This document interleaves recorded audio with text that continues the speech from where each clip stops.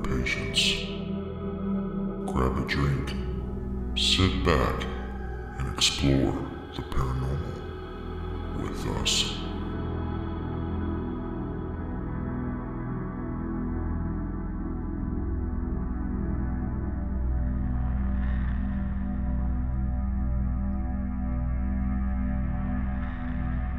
Welcome to the NECROMANCER live show. This stream will begin in time. Thank you for your patience. Grab a drink, sit back, and explore the paranormal with us.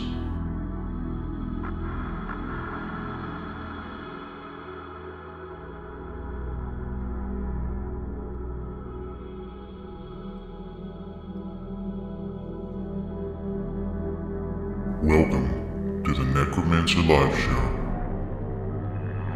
This stream will begin in time. Thank you for your patience. Grab a drink, sit back, and explore the paranormal with us.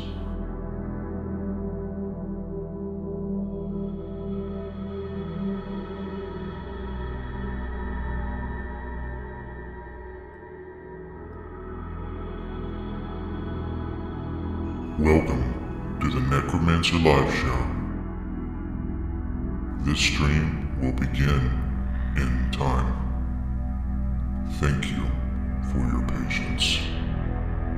Grab a drink, sit back, and explore the paranormal with us.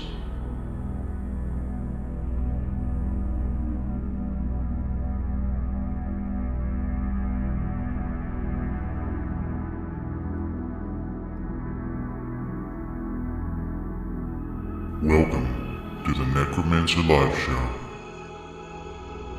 This stream will begin in time. Thank you for your patience. Grab a drink, sit back, and explore the paranormal with us.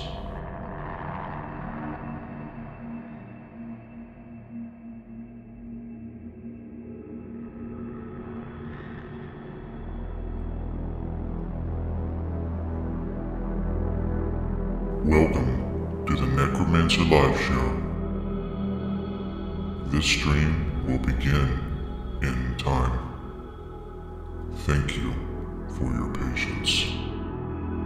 Grab a drink, sit back, and explore the paranormal with us.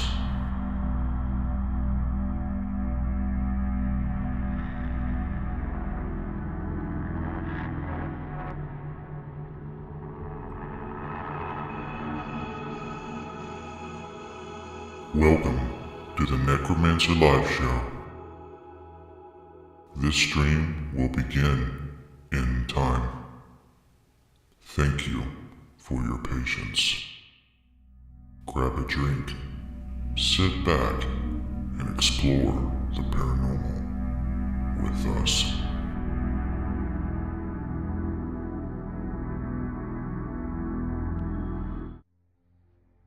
As far back as I can remember, I dreamt of a normal life. A life filled with normal things. A life where monsters don't live in closets or under the bed. A life where ghosts aren't real. I just wanted to be normal. But that didn't happen. It wasn't meant to be. Since my early 20s, I've experienced profound paranormal events that would change my life. Extreme poltergeist activity, living amongst those that have departed this earth in ways unimaginable. It has affected my loved ones and children with no end in sight. I could hear things, see things, and feel things not of this world. I asked myself if this was a gift or a curse. With the help of my mother and close friends, I emerged a paranormal investigator. Since 2013, I have been on a relentless journey to learn about the paranormal. I invite you to follow me into the unknown. Welcome to the Necromancer Live Show.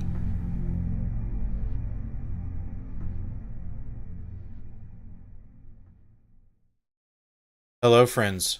Welcome to the Necromancer Live Show. I'm your host, Justin Brown, and tonight we have Anthony Grothaus. Welcome, everyone. Please let us know that you are here watching. Say hi in the comments, like the stream, follow the stream, share it, like some strange, exotic form of, herpes, what have you. Welcome. We're going to have fun tonight, aren't we? Aren't we, Anthony? Definitely, we are. We're going to try to have as much fun as possible without being over the top, vulgar, and weird. Can we do that? I think so. Yeah, nothing like 3 a.m. at the bash, Playing the piano. because it can get really weird and really profane. But we're not going to do that here. It's going to be intelligent, yet entertaining. Promise. So, we got Brittany Jean in the chat. We got Arden, Paranormal. We have Brenda Dembski. Josh Bender. Thank you for joining. Please share, like I said. It helps the viewership, helps us very, very much. So, I'm not going to just start off by asking you questions. I'm just going to start shooting the breeze with you. I want to, gently massage this show. Get us ready for the in-depth journey into your life, your paranormal journey. So, what's up, man? Is anything outside of the normal grind of work happening with you at all? I know you stay pretty busy with the paranormal group and everything. Is the family good? Yeah, family's good. 4 full-time jobs, 2 jobs as a paramedic, helping with the rest of the team to run Interstate Paranormal, and the single dad life, taking care of my daughter, man. That's 4 full-time jobs. So we're status quo. That's a priority that is important. I think I always tell people my 3 main goals are try to be the best dad I can be, try to be the best husband, and try to be the best friend. If I can do those 3 as well as I possibly can, nothing else really matters. What do you think? Oh, I think that's a good plan. It all revolves around family, and who you are. Exactly. So, anything Good new? vouch that both of you do those things pretty well. Thank you. Thank So do you, Missy. We only surround ourselves with that element. Try to, right? So then we look to the paranormal to let our guard down a little bit and become a little weird, talking to things in the dark and trying to come up with evidence and answers for, the paranormal. Make no mistake, we are weird AF, okay? No hiding it. No sense hiding that. We are weird. Very weird. But we try to do things like you should. When it comes down to it, we're humble. We have integrity.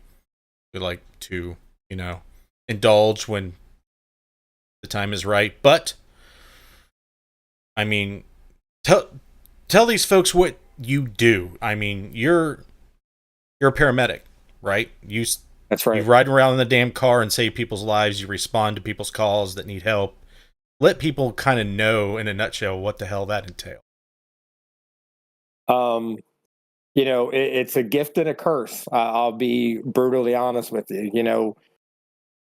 This week's been tough, with the anniversary of 9/11 and then the anniversary of a friend of mine who was a police officer that was shot and killed in the line of duty, Brad Fox, rest in peace. This week's been tough. And, like I said, it's a gift and a curse because we're called, when people feel that there's an emergency and we're there to help, whether it's to hold a hand, to have a conversation, to be a social worker, truly doing our job anymore nowadays is less than 10% of what we go on. We're have to practice medicine and do skills to save people's lives. So just alone this week, we have a going theme in the field that, when we start having bad calls, the Grim Reaper's following us. And my black cloud's back because I've had a lot of bad calls this week. And, people have tested my practice of medicine and my knowledge base, and some won, some lost. So this week has not been good. But being able to come in people's homes and their business and their time of need and bringing 3 key things with me, and that's my medical bag, my heart monitor, and my education inside my head. I have a firm grasp on what I can do to try to help people. And I think that's firmly why I was put on this planet. Everybody looks to see what their purpose is in life. And I think truly my calling in life was to help people medically. And I think that's kind of where I was driven towards the paranormal side of things too, because we all know people need help with things that go bump in the night or that they can't explain. Yes. Do you see a pretty, strong divide across the paranormal community when it comes to people that are just trying to get freaked out? They're trying to get a rise out of the field, which is, I'm not, placing a bad, shining a bad light on those folks. But do you think that there's a divide between people that are doing what we do to help from an empathic point of view and those who are doing it just because they seek like a career or some type of, element to it that is more about them? You know what I mean? Do you see a divide there, or is it pretty gray? I think the only divide that I see comes from an unnamed show that kind of, makes a theatric out of what we do or what we try to do. So then I think there's a small portion of the bodies that kind of lead towards, hey, I want to be like that unnamed show and do kind of what they do. And then I think the other side of the fence are legitimately people like us, people that we associate with across the paranormal field that are legitimately out there to help people. They do residential cases. We have some people that, practice different things with cleansings and, saging and, that type of practice of the paranormal. And then there's people like, you guys at Interface Death and us at Interstate and many others, where we're actually looking at what are we trying to capture. What are we doing? What are we trying to prove with the evidence that we come up with, whether it is paranormal or we're debunking a lot of it because it's, mechanical, nature, animal, other stuff that's not paranormal that, like I was saying, that certain TV show would jump towards and say that's absolutely paranormal and it's also a demon. So I think there is a divide, and I'm glad that we're on the side of the fence where we like to help people and we like to come up or try to come up with answers to what we're seeing. I think helping people is very hard, especially over a period of time. I felt at least 6 to 7 years into it that responding to people's residences who are afraid, who do want to know what's going on, a lot of them are not well, and a lot of them do need help. And the dedication and drive that you need to keep on doing that, despite the liability and the risk to yourself and to your organization, is very difficult. I find it harder and harder to respond to, residential cases. Do you find it becoming harder, or are you still going strong? I would like to say yes, that we would traditionally still reach out and help people for residential cases. But everybody has that one case where you feel like you were burned or, it kind of left a bad taste in your mouth. And we did have one case, legitimate activity going on in the house, but there was also some other things that were going on that I won't discuss publicly due to privacy reasons. But we came up with excellent plans to help them. We gave them guidance into what to do. We even went back a second time, revealed evidence that we captured. formulated a game plan and kind of told them what they needed to do. And then there was no more contact, after that. And they kind of like, put the blame on us when there were some social problems going on within the residence. So I think what you were saying, it is definitely tough to help residential cases because usually there's more in-depth stuff, that a paranormal team with expertise, won't be able to handle. Plus, I just think that a lot of these people that are calling you up, contacting you, have watched too many ghost shows. I mean, what do you think? They could have formulated, I know what to expect. I know how to, lead them down one road or another based on a TV show. But the good news is we're intelligent enough. We know to steer away from being led down a wrong path, so to speak. Doesn't it seem like more and more of these cases that we look into that do have potential hauntings or at least claims of thereof, do you feel like there's a lot of dysfunction going on, a lot of, bad stuff? With the cases, the residential stuff that has been on, our plate and what we've seen, I do agree with that 100%. There's more, domestic, social related, familiar, related issues that are going on. Some with mental health, some with drug abuse, that kind of stuff that we're kind of, tossed in the middle of because they're claiming that they had paranormal activity. And then here we are as a professional team coming into the middle of that, and we're trying to pick through the paper, so to speak, of what is really going on. So, yeah, I definitely agree. There are some I hear, especially people who have psychic gifts or mediums, whatever you want to call it. Some do say that they've had no experience with traumatic childhoods, no dysfunctional family dynamics, nothing. But most, I would like to say that's the norm, but it's not from what I observe.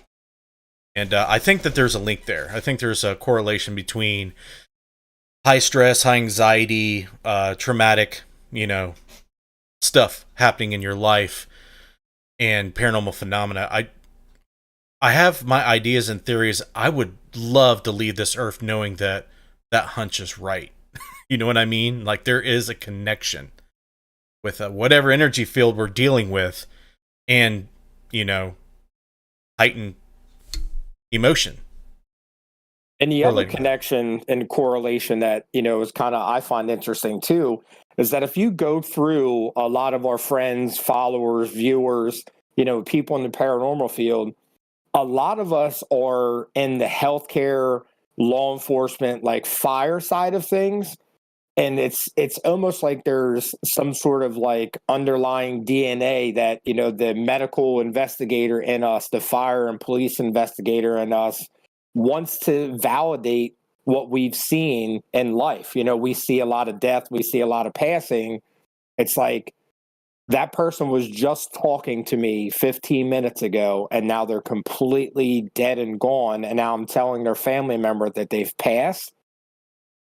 Where are they going? What are they doing? Are they going to be able to communicate with us? Are the spirits and places that we go to trying to do what we're trying to look at and investigate? So there's really interesting correlation for the people that are in the paranormal field coming from like that, like I said, like that investigator type side. Yeah, I think there is a commonality between the two. I know that kind of sparks a question in my mind to you. Do you feel like you've had some experience on the job, paranormal wise, that was the result of someone passing or responding to someone who has passed in front of you or before you got there, whatever the case there is? Do you have something, to share? I know you've been doing it for a while, right? Is anything weird happened? Not. People ask me from the paranormal side of things. They ask me this all the time. And I couldn't help it. No, that's fine. But I have a legitimate answer. When I'm in the back of that box and I'm taking care of somebody, whether they're, dying, dead, or I resuscitate them and they're back, 100% honest, like I'm in paramedic mode. Like I'm not in paranormal mode and I'm not investigator mode. You know, even if somebody, you know, does, you know, pass, I'm not sitting there going, am I going to communicate with their spirit? Am I going to see this? Am I going to, you know, feel this? That's 100% not me. And I think to do something like that under those circumstances, I think is kind of wrong. You know, like the unnamed person out there that's contacting dead celebrities 16 minutes after they pass. I think that's kind of, you know, over the top. But I will say this, I did have one experience several years ago, and I don't have an explanation for it, and it was seen by my partner. We were at a nursing home. We were doing a transport run, and we were actually contacted by Paranormal 911 to talk about this story and go film, but it wasn't picked for that year's you know, episodes.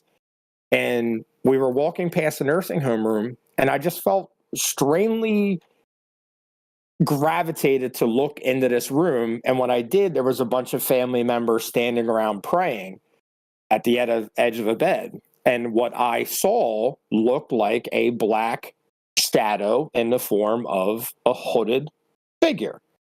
And me and my partner walked past the room with the stretcher, and I stopped and I said, Brett, look at this. And we turned back around, left the stretcher, went back to the room, and we both saw it standing there with our own eyes. It was transparent because I can see the woman in the flower blouse standing behind it. So I was seeing through it.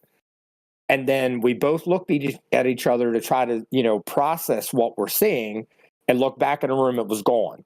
And you could see the three women praying.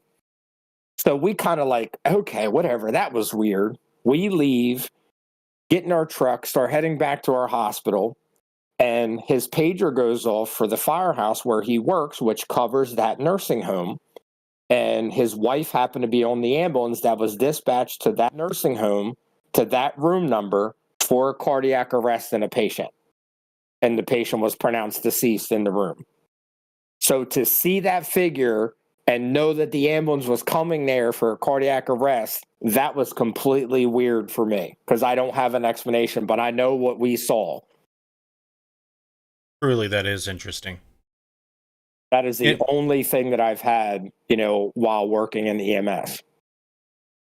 Well, you know, those were the unintentional experiences that I was kind of looking for. I know that they had to be rare. You know, some people who do work in, you know, first responders, cops, paramedics, firefighters, what have you, some may, you know, think about the paranormal when they're working because they're dealing with mortality, you know, stuff like that.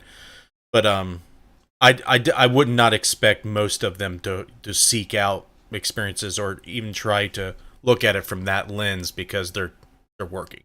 Well, while we're on that subject, I have a question, because I've had an experience the same.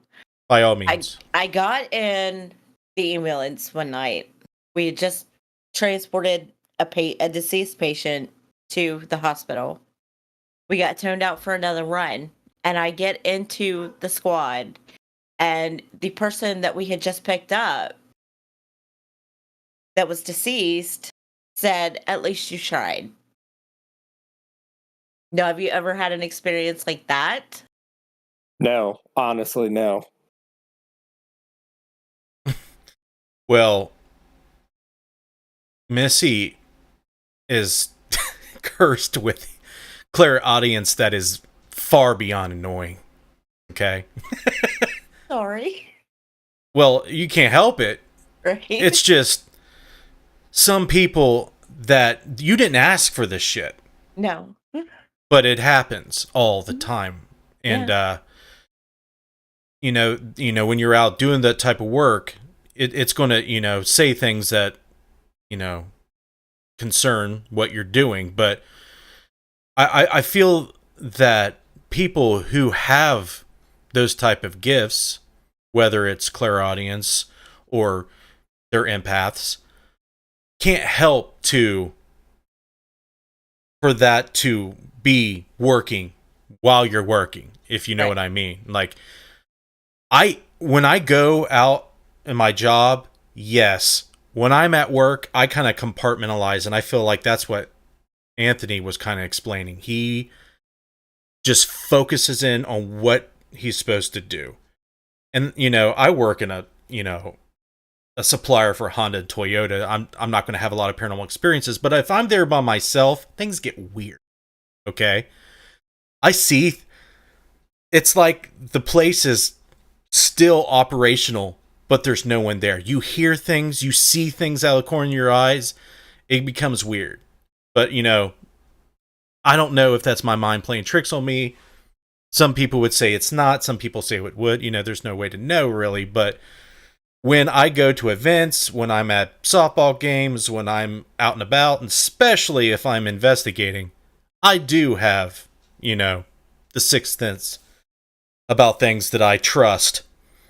I don't really incorporate into the science we do, but I don't ignore it, and I actually try to explore it much as possible. Do you kind of explain how your group operates? If you want to introduce your name, your members, whatever you want to do, kind of introduce your group, your role in the group, and how you do things, so everyone has an idea.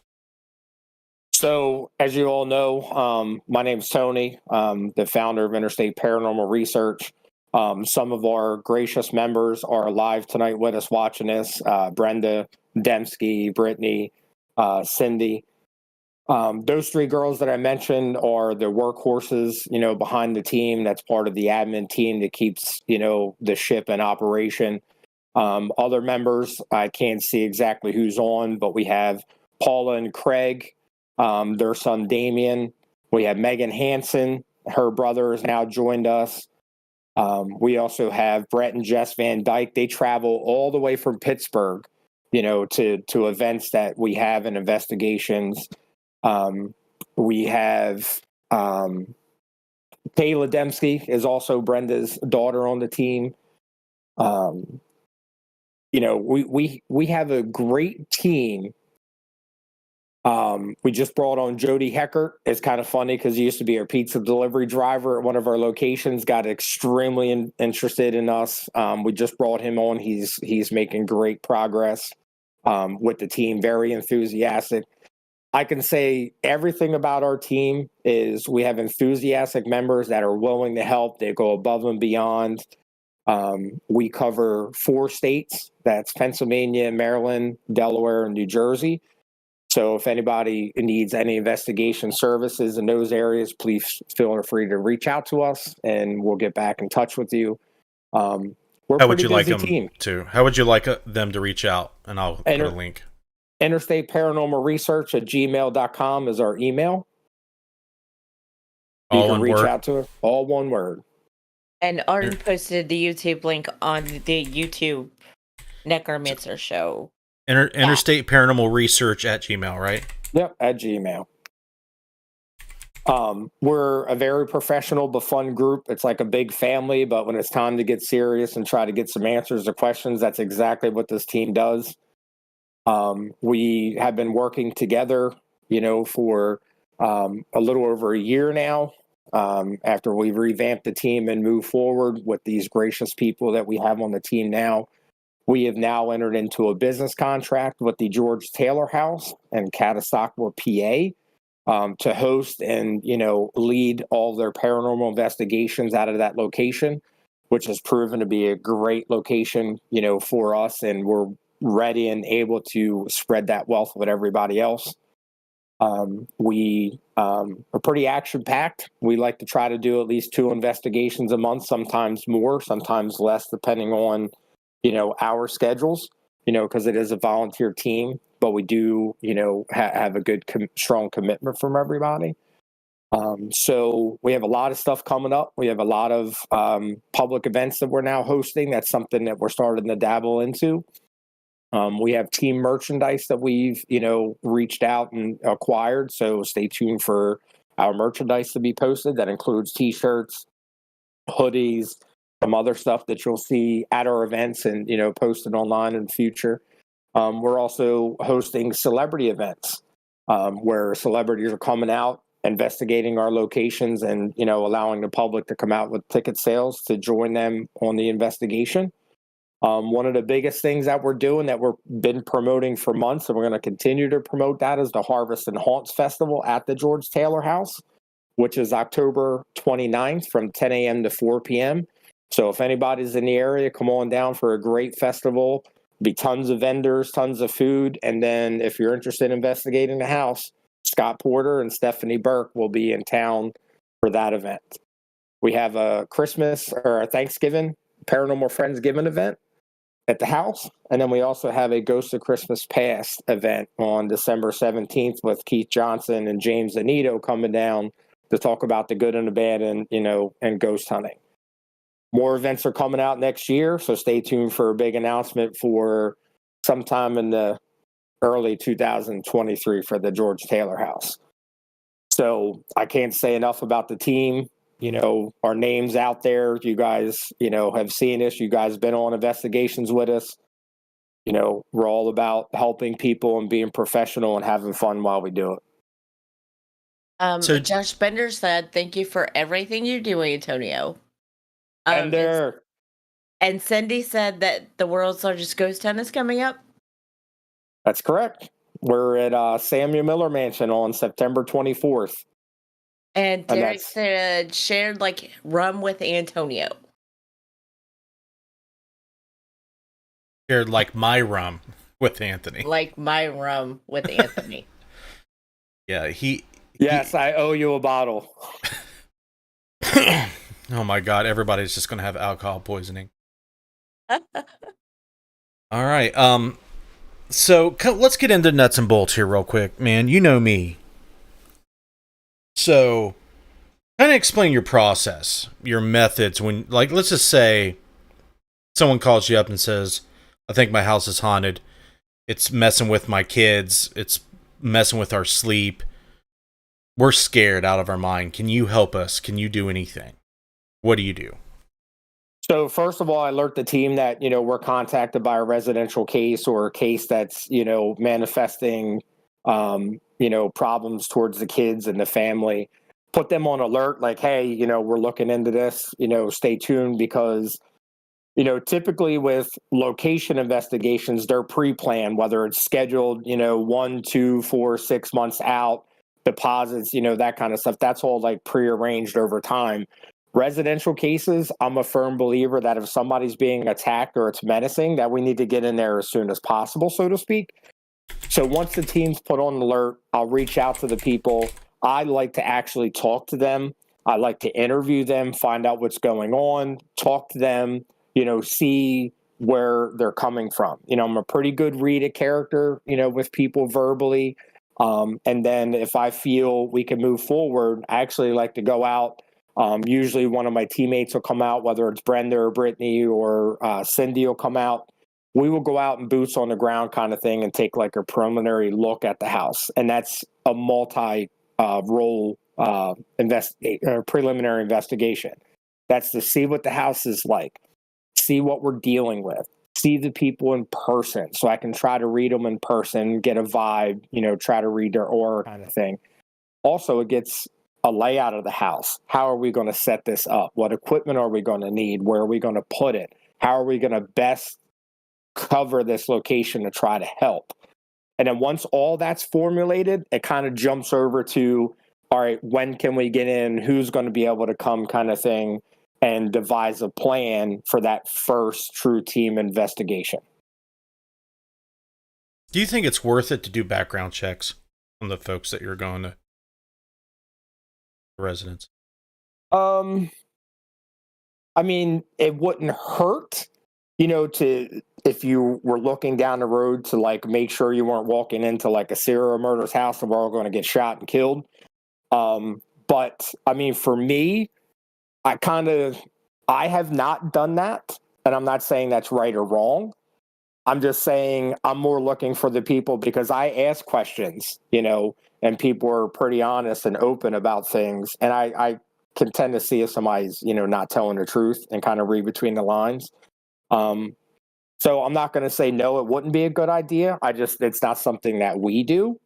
I mean, I'm curious if other teams out there doing residential cases are doing background checks. I'd love to hear some feedback from other people on that. Well, when I do, I definitely do. And the reason that I do it is, I sometimes, I take my mother, I take my wife, I take others who are vulnerable. I feel responsible to ensure that I'm not, bringing them to a place that is potentially harmful to them.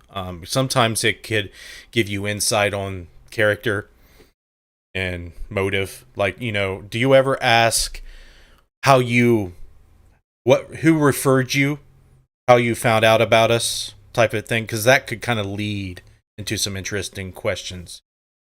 Yeah, I mean, I ask all that. I have an actual questionnaire that I have typed up that, I kind of sit there and ask them the questions and write the answers down. Yeah, And that I is think part of it. Like, how'd you find out about us? Mm-hmm. What do you think you have like a common answer? Is it like social media or is it something else? So the two common themes that I've heard is mainly social media. And then I have heard, one or two people say, oh, I've heard from this person or from, whisper down the lane kind of thing that you guys are a good team.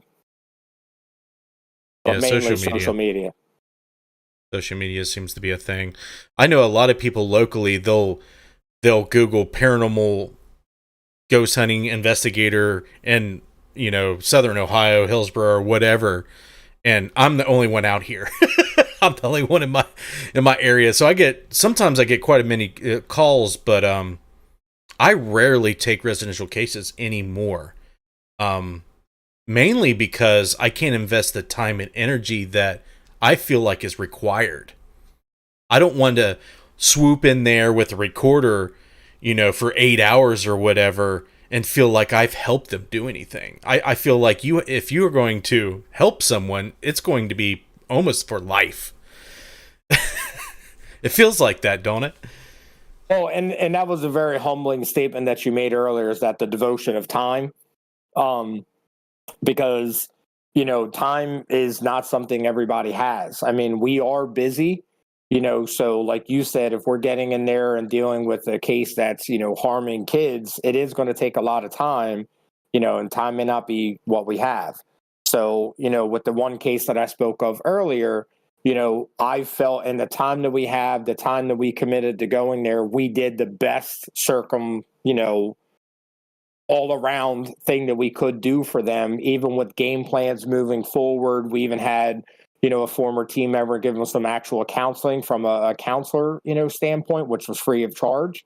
So we were trying to help them and giving them a plan. I just don't think they were willing to follow that plan. So I think that's kind of where the disconnect is there. But I definitely see what you mean about the devoting the time. Yeah, I feel like I've just did so many in the past that have turned up. There's one case that stands out to me. I told you I'm ready to go with you whenever you're ready to go on that case.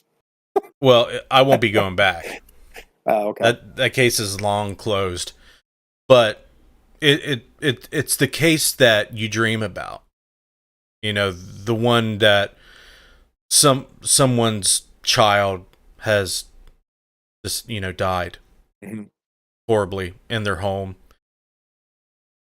The marriage of the parents is on the rocks due to the strain and stress that it puts on them.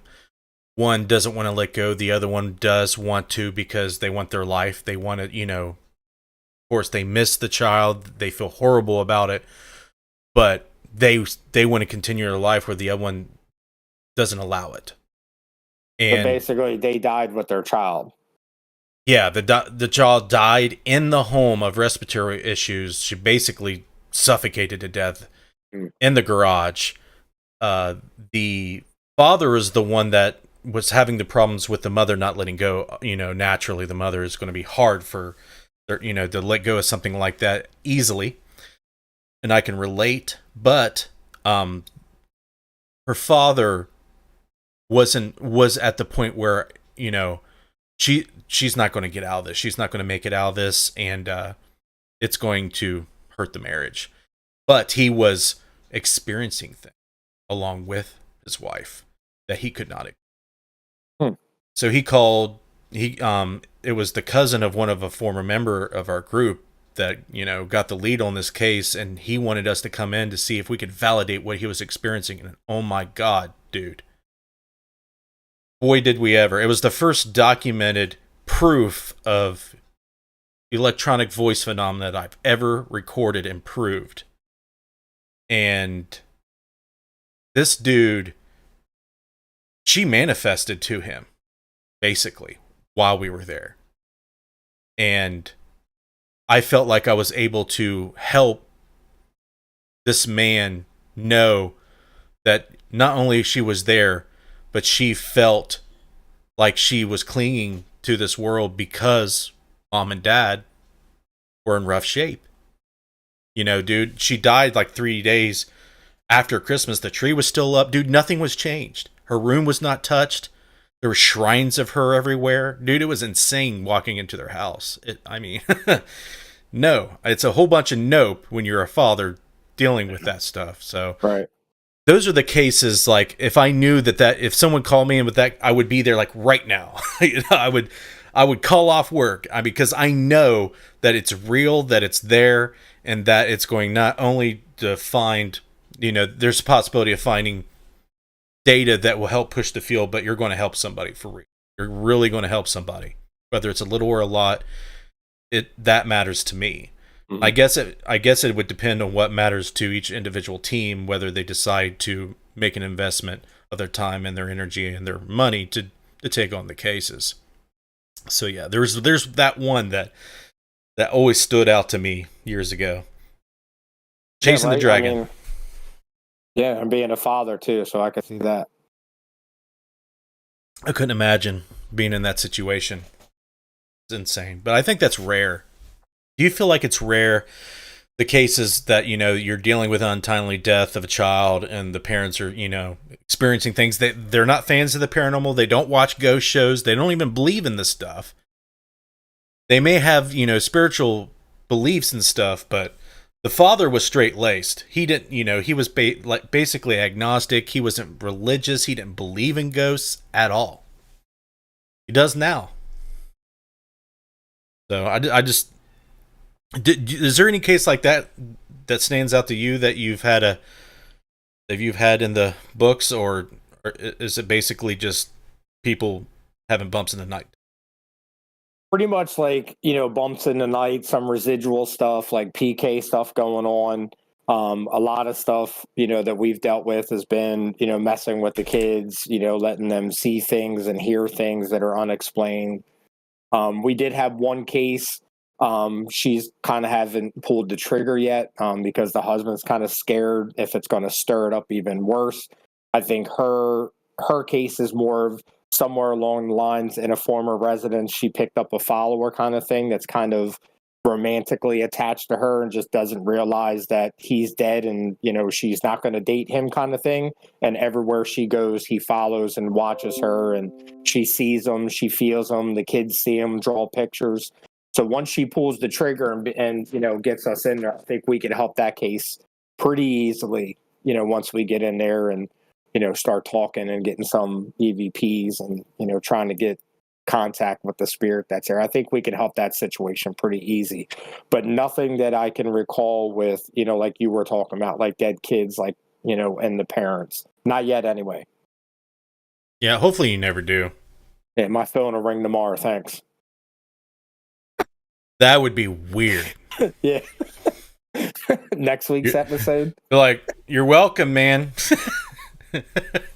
What do you think about the whole draw to the paranormal field, as far as everybody wanting to see live streams, everybody wanting to see the shows on TV? I know that you live stream and that I've done a lot of it in the past. Do you feel like that's a good thing for a paranormal research group to do? Do you think that it's a bad thing, or is there pros and cons to it all?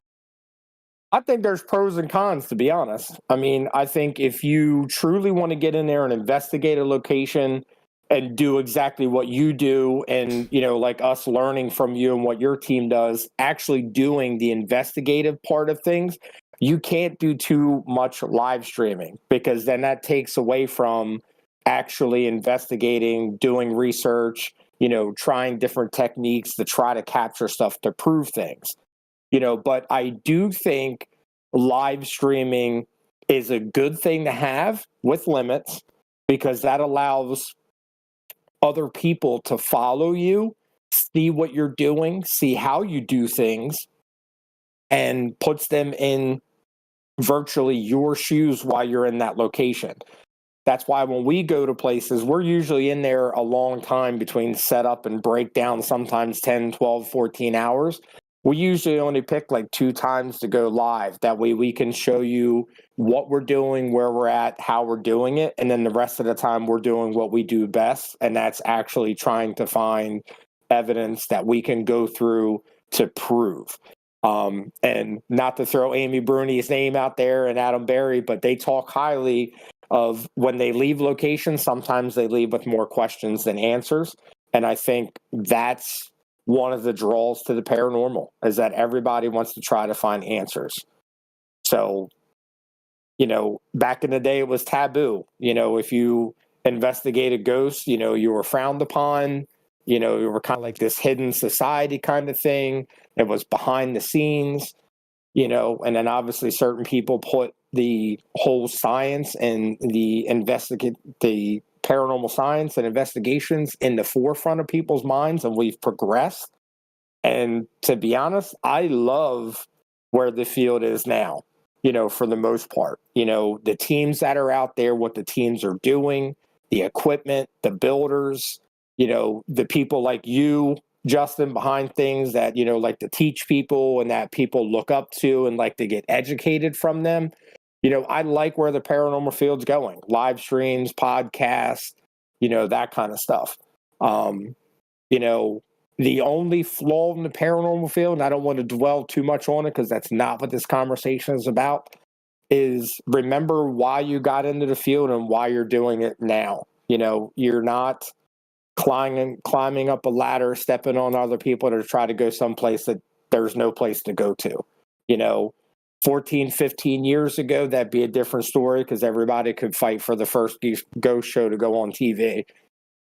Let's all be friends and, let's all do what we're doing and be one big happy family. That's what I'd like to see moving forward. Nice. I like that. I wish I could be so enthusiastic and optimistic as you. I'm very cynical, man. I'll be honest. Very small percentage of people that I see, I feel are doing it right. I know that you and your group are doing it right.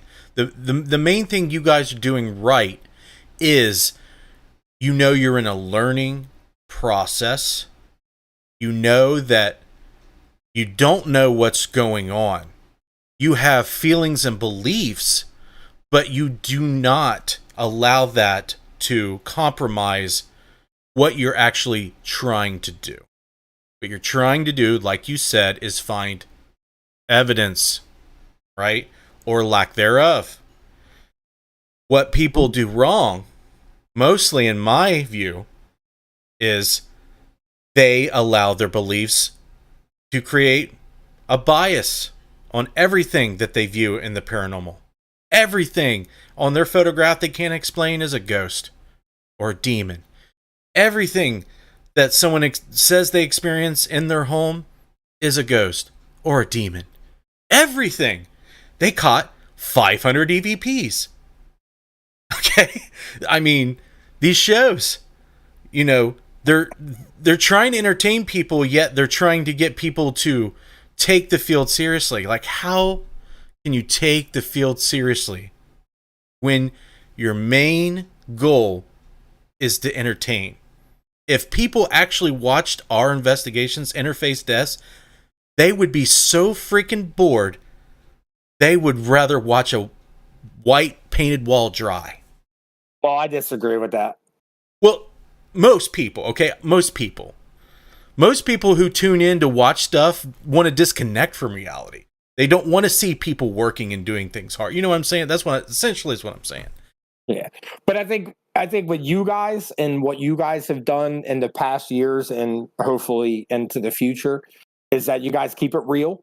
Your equipment's top notch, how you set up with the face cams and, your static cams and obviously the deadlights from Josh. I mean, it's amazing.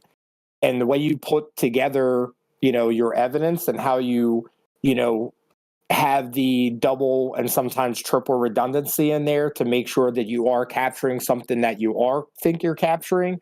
And the fact that you guys film and you're real. I mean, I know TV shows you can't walk around and cuss all the time because of the FCC rules and stuff like that. But if you watch one of your guys' videos and you're by yourself, let's say Hillview second floor, and you're going down a dark hallway and you feel something run behind you, tug your shirt and run into a room, I don't think there's one person in the paranormal field that's not going to say, oh shit. You know what I mean? And I think when you guys capture that, that is realism, and I think that's what keeps people suspenseful. Like, is that going to happen as Derek and Missy make their way down the hallway? Did we just hear that? That's legitimate. I'm not going to say jump scare because you're not jump scaring, but you're reacting real time and real. And I think that adds to the suspense that I think would cause more viewers to be interested in that. Well, so, that kind of goes along with what you see in ghost shows that I don't like. Well, but I see why people like that. What I want people to like is, because I've been told, like, Matt Benton is correct when he tells me, he's a filmmaker and editor, he tells me I let scenes go on for too long because they get a little boring. They go on for too long. And I tell them I do that on purpose because I want people to have a feel for how it actually is. Like, I'll let a scene go uncut for longer than you probably should when you're thinking of an entertainment format. Our latest documentary, Haunted Hartford City, it's over 2 hours long. We investigated 4 locations. Actually, in one doc. The last one that we put out was Hillview. I'm talking about like full-blown documentary. Gotcha. Hillview was more like an episode, like a season. That was part of the season. Yeah, I'm waiting for part 2. It's going to come. I don't know. There is still. I know you're going to like this because Josh does a solo session and he gets rushed. I don't want to spoil it. See? In the basement. See? Yeah. And that place is so active. You could take someone like Bender, like he's not sensitive. He doesn't have a lot of experiences. That place is insanely active. You've been there, right? I have not. We're trying to go there next year. Oh, dude. It's horrible. It feels horrible. Anyway, yeah, I mean, I get that people like that sort of thing. I'm jaded. I'm like, I don't care if, I didn't hear what you hear. I didn't feel what you felt, unless you're like, super sensitive and you can feel what other people feel really well. I don't want to take that away, but I hate to sound like the cynical, old, complaining person, but you're talking to somebody. You're talking about somebody who sits behind 3 monitors and have watched 16 terabytes of data review for 10 years. You know what I mean? Like, I've done dozens of residential cases, dozens of, claimed haunted locations. You name it.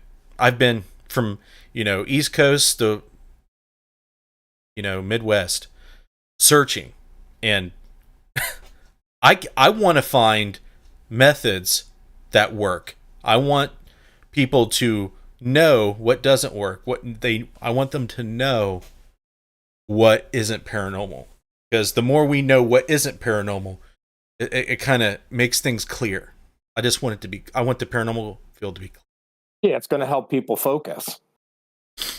But, what I found is there's something to do with the mind, the conscious state, the psychic ability in us all that gives rise. I feel like it gives rise to these experiences more than we know. This energy field that we talk about, what is that? It's, the word that we've put on it, one of the words we put on it is psychokinetic field, energy field. Our minds are doing work on this field. This field is doing work on our realm that we're perceiving. It's a push and pull. We're interacting with it in ways we don't understand. This energy we can't detect physically. We don't know why. but we know it's there. We're experiencing it. We're seeing Right. it.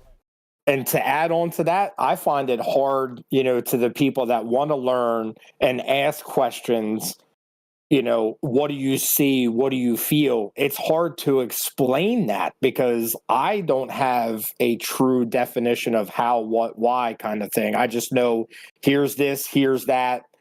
When people say, well, why do you see that? Why do you feel the vibration? Why do you see the color? Like, why do you see auras? Like, I can't give you that answer. Like, I'm not a Webster. Like, I can't open up and say page 17, here's the definition. I'm finding a hard time with that. My answer to that question is I'm not you, Justin. Hmm? I said my answer to that question is I'm not you, Justin. Yeah, you and your mom are on a whole nother plane, dude. I think you came down on like a UFO or something. Well, me and my mom are different. She doesn't look at things as analytical as I do because she's a woman, I'm a man. It's just I meant more like powerful, like you two are like, she's way more powerful. Well, she blew me away at the jail, and I can't wait to get back in her presence again. She's older and wiser and more in touch with it. I have still much to learn. Whether she's more powerful than me, I don't know. It would be easy for me to say yes, she is, but there are times where I feel like the power that is, you really can't quantize, you can't measure it because it's only limited by your disbelief in it. When you feel like you're tapping into that energy field, only mitigated by you and your lack of belief or willingness to go down that rabbit hole. I'm telling you, for someone who is skeptical and analytical as I am, it's a rough road. For my mom, she's got that whole lube to fuck up max, and she's slipping down that motherfucker like a fucking 400-pound bastard down a slip and slide, dude, at full vertical incline. And she's plummeting and hitting the bottom. And when she hits the bottom, it's a mushroom cloud that arises. That's my mom down the rabbit hole. Me, I'm kind of like, what's that slimy shit? It's gross, Interesting correlation, but okay. I couldn't help myself. The look on Antonio's face when you're trying to explain something to him. He's like, "What?" I couldn't. I needed to lighten it up. I felt like I was getting too serious there. I had a little bit of the profanity leak out there, but you know what I mean.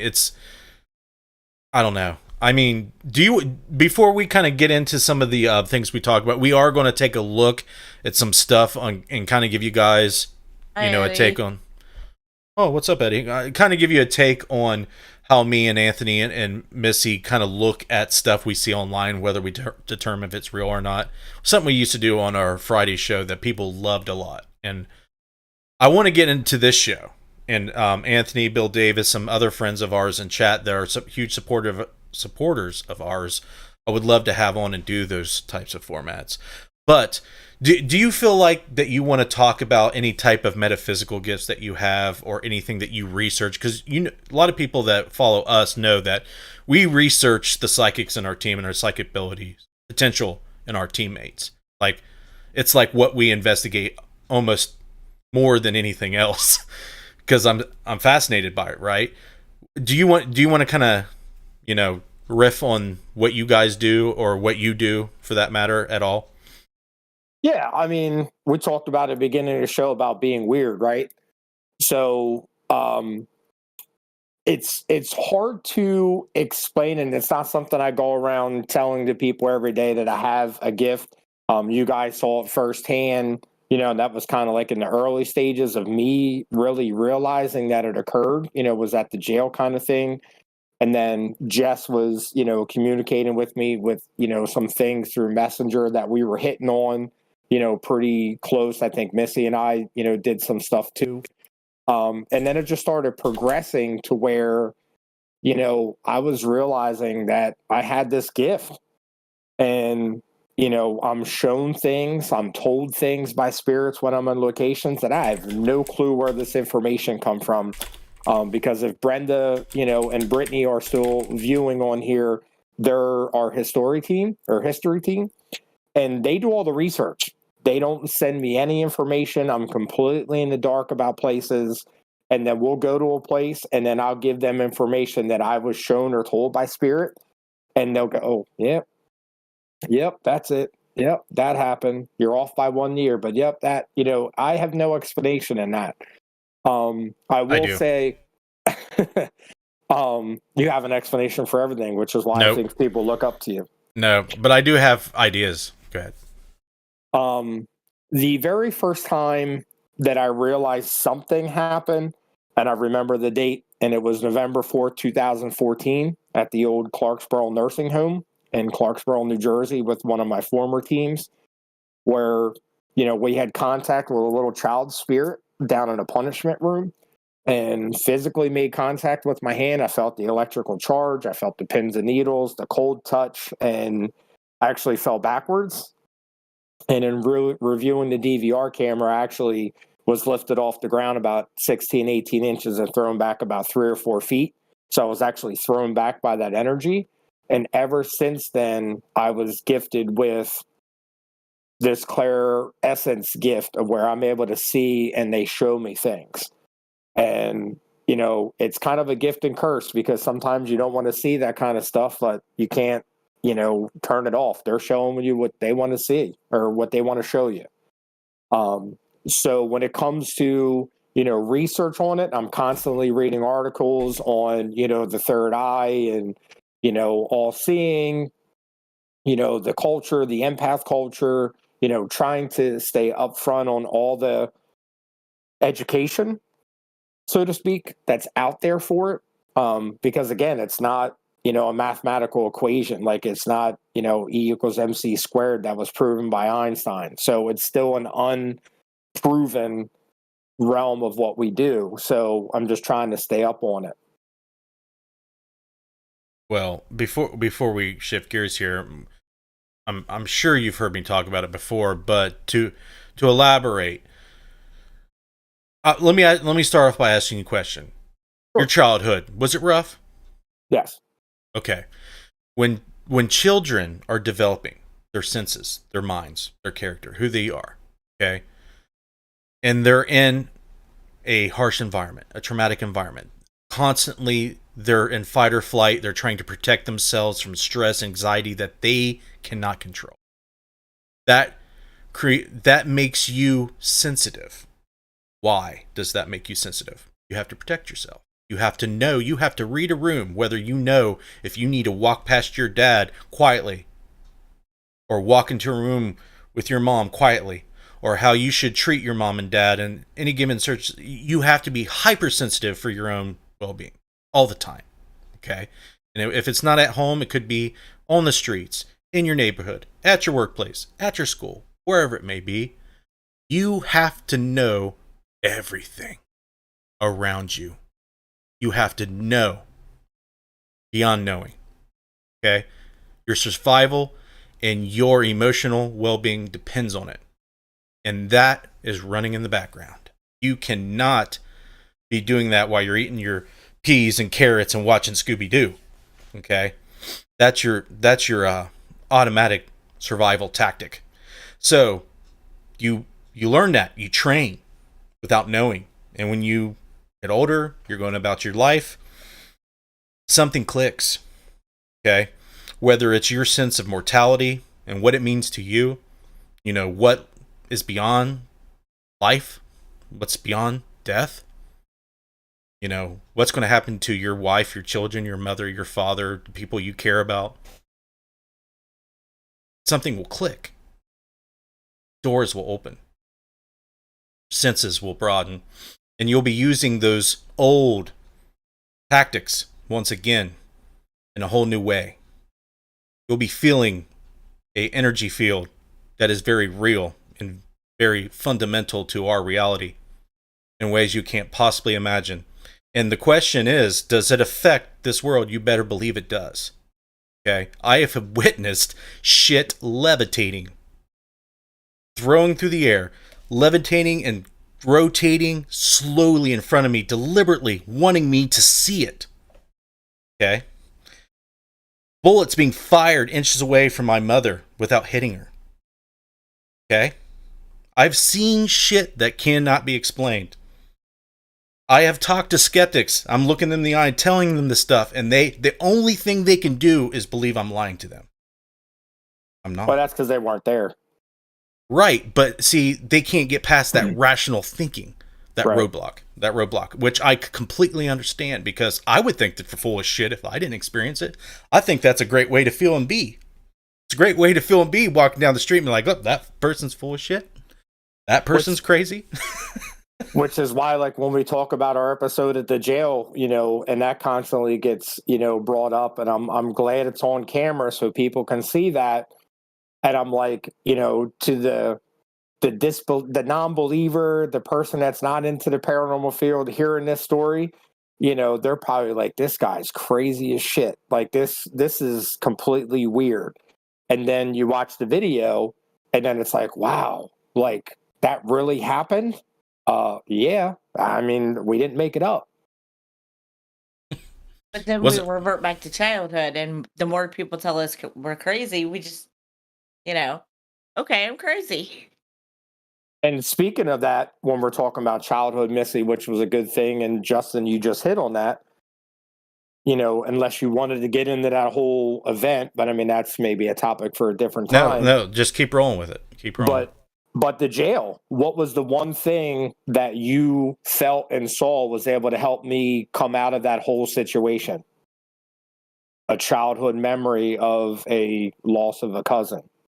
So back to childhood.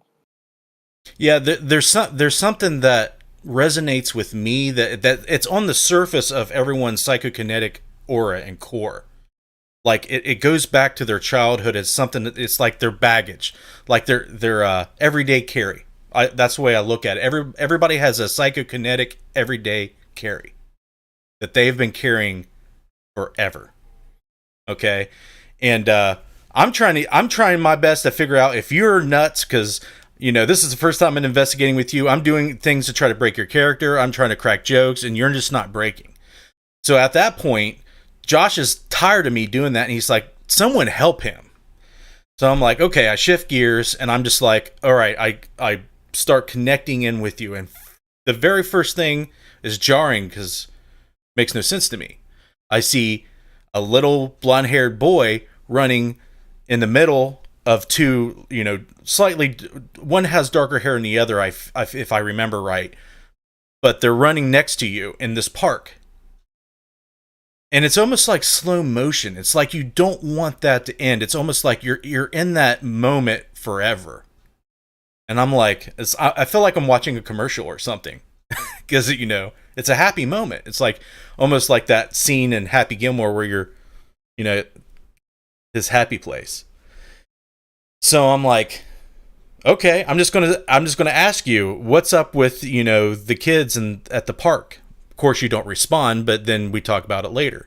I feel like everybody has that, but I found it interesting, and maybe that's why we get along so well, is, you know, it was that everyday carry you had that didn't mean anything to me at the time that meant something to you. I mean, it obviously meant something to you because it brought you to tears while we were talking about it later. And I still don't understand, obviously, because I wasn't there and I'm not you, how impactful and how meaningful that is to you. But I know it is because that's what was there. Like, it's almost like, you know how, like, you can relate to this. Like, if you want to help somebody spiritually, it's almost like I'm putting my hand on your pulse. I'm feeling your pulse. I'm checking your vital signs of your energy. That's immediately your pulse is pulsing to me. This image. Very cool. You know, everybody talks about their greatest fear in life, and not many people know this, but I mean, more people are going to know it now. You know, some people's greatest fear in life is to drown, you know, to die by fire, to be like killed, you know, robbed and shot. You know, there's always these fears out there. You know, mine's weird. And, you know, my greatest fear in life is being near someone and not being able to help them. So, I think that's kind of why I was put here. Like I said earlier, everybody has a purpose, and that's to help people, from the medical side of things, and then now from the paranormal side of things. But that is my greatest fear is being so close to someone or near them and not being able to help them. Yeah, that makes sense. A lot of sense. Missy, how's the heartburn doing? I haven't had heartburn since Saturday. Hopefully that continues. Yeah. Hey man, thanks for sharing everything. Thanks for being here. I'm really looking forward to seeing what you do and how your group progresses. I find it flattering that you look up to our group. I don't have a huge following, but the people who follow me are extremely, excited for me to share anything. And I don't take that lightly. If I'm friends with somebody, it's important. It's a big deal. You know what I mean? I think we're, for a lack of better terms, I think we're almost like mirrors of each other because, you guys are smaller, we're a little bit larger. But that's probably where the differences stop. Because we mirror each other, because we have skeptics. You guys are skeptics. You know what I mean? I think having skepticism in the paranormal makes you a better investigator because you're not running to say everything's paranormal. We're professional. We have legitimate ways to do things that are constant. I don't want to use the word protocol, but basically, consistencies and constants of how we do things and how we set up. We're professional. We try to come up with answers through techniques and research. Some of ours aren't as skilled as yours, which is where I think we look up to you guys. We're constantly talking about, how many times we talk about equipment and set up this and, Zoom Q8N this and, stuff like that. So, I think a lot of us, kind of mesh well, and we're mirrors of each other. And I think that's kind of what aids us, to be, so friendly with each other. And to be honest, why not, be friendly with everybody and take something from everybody, because everybody investigates, their own way, and Matt Warner from Warner Paranormal just put it, in a good terminology on the podcast last week with Paranormal Blonde. Everybody investigates the way that they investigate. So do what you need to do, because that's what's going to make you and your team happy. Don't worry about the critics. Don't worry about, the drama that's out there. Just do the paranormal for what you want to do and do how you want to do it. And if there's somebody you want to look up to, then look up to them. If there's somebody you want to learn from, then by all means learn, because we all are not pros at this. We have people that have been doing it for a very long time, so they have experience. They're not pros. There's not a definitive science. John Zaffis, he's the godfather of paranormal. He's been doing it for 35, 40 plus years. He doesn't even think that he's a pro. He just says, I have 40 years of experience and a lot to teach. So, be humble. Definitely be humble. I will say that there needs to be a standardized method in which everybody who wants to do it professionally and seriously in the field does it all the same way. And the reason that is so you can control the results that you get. Does that make sense to you? It does. Science works that way. You have to be able to make a prediction and replicate the result of what you predict. And the only way I know to do that is to have a standard method, a controlled experiment. I do not frown on people who want to do the things their own way and do whatever they want to do. That they have that prerogative. This is a free country. They can do what they want to do. But the fact of the matter is, if we want to get to the bottom of what's going on, we all have to be working on the same page. But, I agree with you. There's no experts. in the paranormal. I mean, someone put up, I think it was Rebecca Slaughter, who says, what comes to your mind when you hear the term expert paranormal investigator? Well, my comment was, well, expert implies knowledge, to know, and paranormal implies to not know. Yeah, it's kind of like a double negative. Yeah, it's an oxymoron. It doesn't. Yeah, that's it. So, I know somebody who lives in an adjacent town that calls himself a paranormal expert, and I'm like, impossible. It's impossible. Yeah, I just had this. We talk about correlation between what I do for a living and the paranormal. I just had this conversation with coworkers yesterday. There's a difference between confidence and cockiness. And there's nothing wrong with showing your confidence level in what you do and how you do things. But it's when you start getting above that and you start becoming cocky and to say that you're an expert, you're a pro, you're this, you're that. You're eating demons for breakfast. Like there's no place for that in here. Okay. Yeah. Let's shift gears. We're going to take a look at some footage, and I don't mind looking at this individual's footage because this person is one of the most flakiest people in the paranormal. I don't have anything against the person, but I'm glad that Anthony brought it up to me because I'm not an expert in the paranormal, but I'm a fucking expert in video and photographic analysis. Okay, I'm above average. All right. I mean, even Anthony knows what this is that we're going to take a look at. Okay. And he's not an expert, but he knows because he's got common sense. And he's looked at light reflect off glass for over 40 years. You know what I'm saying? We're priming it. So let's take a look at something. Oh, who's Missy, watching with us? Missy, were you going to say something? No, Oh. I never even unmuted. Well, while I'm setting this up, shout out who we got. Okay. We have Arden, we have Spirit Stalker, we have Heath Edwards, we have Holly DiMaggio, RJ Murphy stopped by, we have Brittany, Cindy, Brenda, Josh Bender, Eddie Pence. I think Derek was on at one time. He said, yeah, Derek was on at one time. And I think that's all we have for right now.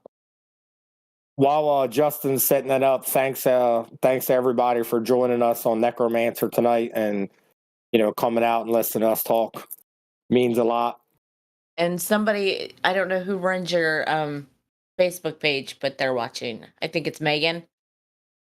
Huh? I don't know. Okay. Megan, our TikTok star. Yep. Megan is very, very good at what she's doing. I think I could watch her TikToks all day long. It's just her personality. I love her personality. You seen Anyway. that girl type? Have you seen that girl type? She a fast typer? Oh, No. There she is. All right. I'm not going to mention this person because, like I said, I have nothing against the person. I've known about them in the paranormal for years. Okay, so I'm going to read to you what this says, and we're going to go down this road. Please read before viewing video. Jeff Conkle, Tech from Ghost Adventures, Howie Odell, and Scott Davis answer all questions perfectly in the comments. This is the best footage I've ever captured, zoomed in slow-mo version in the comments as well.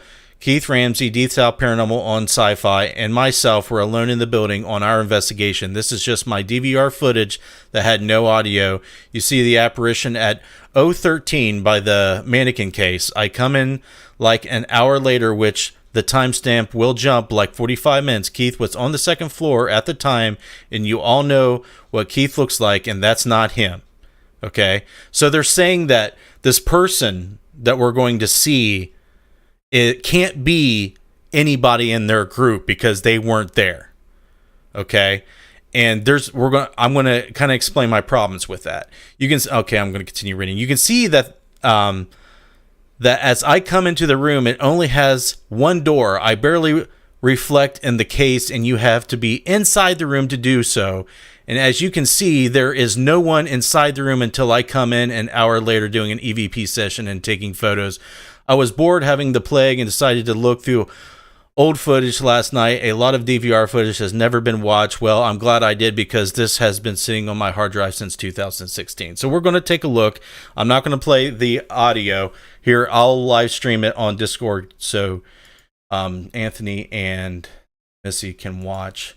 If you guys want to click on this live thing I got going on Discord, you can kind of see what we're seeing. So I'm going to play this. So here, I'll make this bigger so everyone can see what we're talking about here.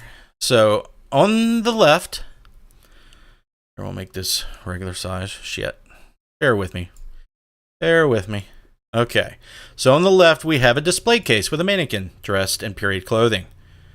You can tell there's lights shining on it.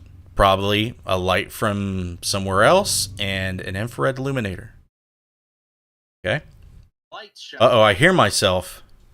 Arden just jumped on. Oh, she did? Hey, I'm sorry. Yeah, go ahead and mute there, Arden. Thank you.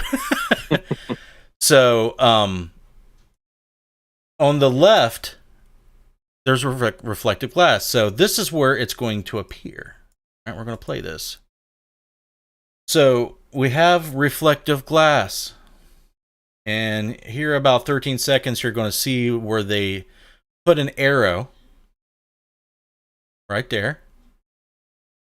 And you see someone just walk down a hallway and the reflection of it. And then a light turns off. Okay. So it's only appearing in the glass. Not in the room. On the glass.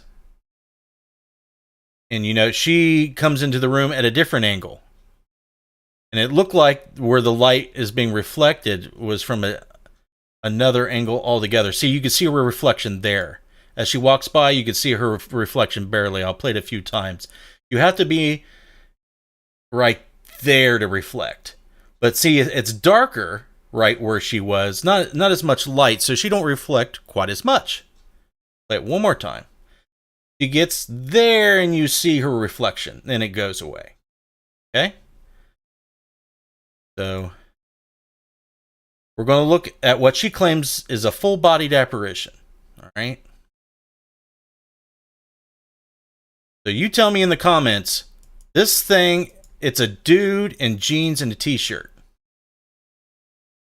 It looks like they have a toboggan. Okay? And a beard. And they're very fair complexion. And they have pants and a shirt. Okay? All right. So, this drives me crazy. All right? It drives me crazy, everyone. How can you post this and be serious about it? You cannot.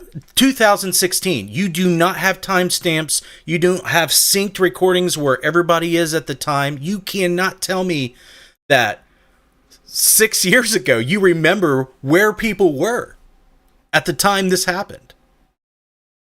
Okay? This is my example of confirmation bias. When you see stuff like that, what is it, Anthony? I mean, the only thing that I say is obviously we were not there, so we don't know the dynamics of the room, where people were, like you said, the correlation of things. You got a 6-year time difference where, you know, do you really know exactly where people were on a DVR footage 6 years ago? I mean, that's kind of tough. Kind of tough. Not being generous. And then the other interesting thing is, as you guys all saw the video, the apparition, or claimed to be apparition, walks out of view, and then I don't know the actual time frame, but there's a very short amount of time, and then a light goes off. So behind the camera, did that said individual walk down a hallway because the light was on behind the camera, reflect to the glass, and then they turn the camera off to give, you know, the night vision a chance to film? I think the light turns off when they edit, when they cut to a different scene. Oh, yeah, I didn't know if it was like 3 seconds later or whether it was a cut. I didn't know that part. Actually, no, it does. Here, we'll go back to it. So, according to their DVR timestamps, okay, so the figure appears at 6:41:05, and when you see the light go off, it doesn't jump like a cut. Oh, it goes to 7:30. It does. Oh, okay, so it's an edit. So that's okay. what it was. This later on the night they had the lights turned off there. So what you're watching that, your conclusion is what? Without being there and not knowing the dynamics of the room and the people that are involved, my first impression, because it looks like a solid figure, would be a person reflecting on the glass based on whatever light direction or, changing and bending refractory of the light going on in that area. That's my opinion. Robert Veach is on, and he said, person has only one reflection, but 2 panels of glass on the display. Person only has one reflection, but 2 panels of glass on the display. So he is saying that it can't be a reflection? Is that what you're saying, Robert? Let me know if that's what you mean. And Sherry Parkinson is on. And Jody Heckert. And Darren is here, and he said sorry. He's late. Better late than never there, Zip Tie. So I'm seeing one pane of glass. Here, I'll go to it. I'm seeing one pane of glass that's perpendicular, which is one that we can't see, and one that's parallel to our visual plane, one that we can see the reflection in. So we can't see a reflection in a pane of glass that's perpendicular because it's faced away from us, reflecting light away.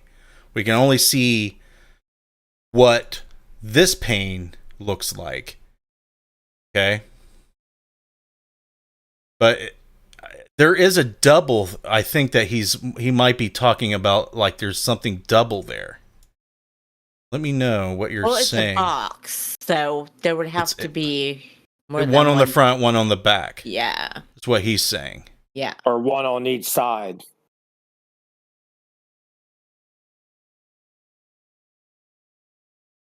I'm definitely seeing 2 of him walk over top of each other. They're really close. And it's not the greatest resolution in the world, but it looks like I do see a double image. But we can't be for sure. You see that? You see that kind of double image off his back? Yeah. Okay, Justin, so I'm going to ask you the same question I asked you every time we go over evidence, somebody else's evidence. Mm-hmm. I know what the logical part of you is saying. So what does the psychic part of you think? About the room or about the reflection? About the reflection. That it's a man with a beard and a beanie on? Robert Veach said, not sure. The double box reflection seems to imply the person should have 2 reflections. Like you should see 2 there instead of 1. What you're saying. So you're saying the fact that you only see 1 would throw out the idea that it's just a reflection. You think it's an apparition or something else in the glass? He said yes. I see 2. It's very hard to make out, but I definitely don't just see 1. The logical part of me and the psychic part of me are screaming the same thing. He said possibly. Darren said, see that she left a reflection tells me the first one is reflection 2. They were behind the camera crossing the room, in my opinion. Yeah, so behind the camera, right? Which is what we said initially. Is that what Darren's saying? Yeah. So this frame right here it almost looks like a blur, like there's 2 right over top of each other. You cannot say with 100% certainty, but I see 2 reflections there. And if you look at that glass display case with the mannequin in it, from that angle, you're going to have the side that is closest to the camera. You're going to have the front of the glass, which we can't see from the camera because it's on the front, which would be towards the center of the room. and then you're going to have the other side of the glass. So you're in theory looking straight through two pieces of glass with an object that's moving back here.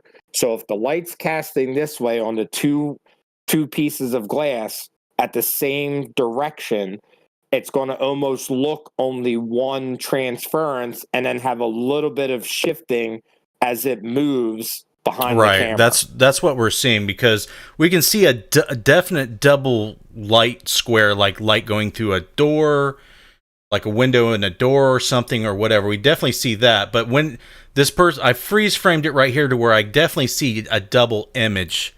It's really hard to make out, but another image pops off his back when he gets to a certain angle, especially right there. Yep, right there. It's a double image. Okay, there's a table back there. Do you see the table? The camera, the light is sitting on a table. I don't see a light on the table.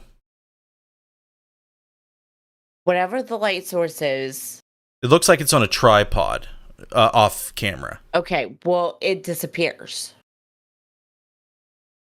When a person when it walks by it, I didn't notice that. Does it? I don't see it go away. Are you talking about this little dot of light? Yes. Like he walks in front of it?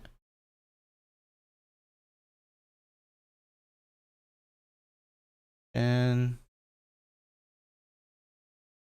it go away. Now, when they jump cut, see the light pole goes away. Oh, the pole. Yes. I thought you meant the light itself. Look at the light pole. Yeah, there's a pole right here. Yep. Yeah, when he walks by it, it goes away. Mm-hmm. Which I think that light pole is also a reflection in the glass, and then that subject walks in between that in front of that pole. So there's so many things to me that scream reflection. Right. And so, there is a deficit, in my opinion, an extreme deficit of things saying apparition. Aaron said that pole is the lampstand. So, yeah, it disappears. It definitely could be a Sam stand said, to a I light. thought it to be a lamp, too. I thought it to be a lamp, too. But that just goes to show you, because we do have some of our teammates that are watching tonight, that are, just coming into the paranormal field. That is exactly why we tag everything. Exactly why when you enter and leave a room, you announce your presence, let people know. So when we go back and do evidence review, even though you may not have passed in front of the camera, you never know what reflection is going to show up and then cause, a debate. Like, was that you? Was that not you? That's why we tag, everything we do. So good teaching point. I usually wave at the camera or flip it off, something so that, it's me. Yes, you do. Why have the team there not identified the person who is walking by? I don't know exactly what you mean, Robert. I'm sorry. What did Robert say? Why have the team there not identified the person who's walking by? Because the lamp is off after he edited, so the square lamp isn't. My point is, when we investigate, we constantly, and Missy can vouch, she hates it. We constantly have cameras on our bodies, filming POV footage outwards, filming our face, and when I review everything, I sync up all the video. I don't cut, lest it dies. That sucks. But we have redundancy, so we can sync up all this stuff. And we know they said they didn't recognize, and I don't think you can recognize something very hard to see. They said it couldn't be anybody there because it didn't look like a team member, but they didn't show us photos of the team members there or anything to compare. So we just have to take their word for it. When presenting, And not only that, we're being showed an edited piece of footage. So there's Right. been some work done to it. So are we saying something was interjected and something was falsely put in there? No, we're not saying that. But we're definitely not seeing the full raw. Now, if it's an hour and 45-minute film, that's tough to sit down and watch. But if they want to share that hour and 45-minute film, I got 13 investigators on my team. We'll put it on our server, and 13 people will look at that hour and 45-minute footage and come up with a definitive answer if they're willing to do that. Okay, in my experience, apparitions don't have enough physical mass to reflect light like that. Mm-hmm. But I don't know for sure, just in my experience. But what I can be for certain is there is a physical object that is reflecting light into the glass of that display case. That's what I'm certain about that. I can be certain about that. It's not an apparition in the room because it's only in the glass. So I can't tell you if it was somebody that wasn't supposed to be there in the glass. They could be right about that. It could have had an intruder. It could have been a ghost in a physical form. And you see the reflection of the light, like you're talking about. And then the other thing that we really didn't point out because it's common knowledge to us, but it may not be common knowledge to others, is that I think the light, and correct me if I'm wrong, I think the light that Missy was referring to on the display case, which is right around the mannequin's belt, I think that's the IR light coming out of the DVR camera that's reflecting into the glass. It could be. It could be. Yep, it definitely could be. But, for future reference, if you're trying to give people frames of reference to use when analyzing the footage, take pictures and, supply alternate angles of the, surroundings of the area. Kind of do a walkthrough and recreate it. Go back and see if you can recreate it without jumping to a conclusion that it has to be an apparition. Okay. Maybe they did that, but they didn't supply that. But definitely try to do that. And that's what we do too, man. If we have an experience at a location, especially the cat ball video that I showed you from George Taylor House, we turn around and right after the excitement died down, we tried to recreate it. We put it back in its position. I jumped around, we walked around the room, and we cannot recreate exactly what happened with that device and that footage. So, recreation is definitely a good, suggestion to do. Josh asks, can it be the light reflecting off of the belt buckle on the uniform? I don't see a belt buckle. I do see a black strap around the waist. He said, sorry if I missed some of the discussion. I've been making noise in the shop.